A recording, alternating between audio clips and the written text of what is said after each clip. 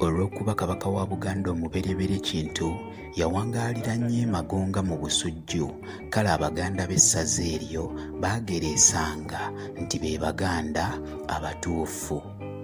Kiteeberezebwa nti Kabaka Kintu yasembayo kulabwako ku kyalo Kiwawu nga tannabula.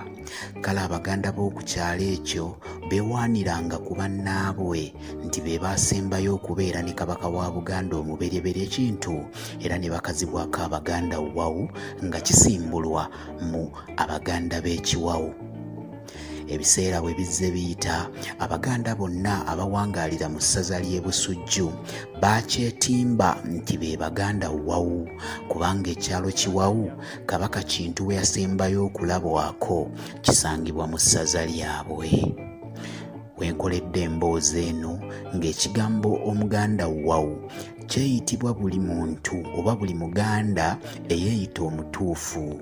Abaffe gw'oli Muganda Wawu. Ensi ya Buganda nsi ya ddembe, buli agibeeramu muntu wa ddembe, buli ajja gye tuli Muganda waffe, tetulina mpalana na muntu ye.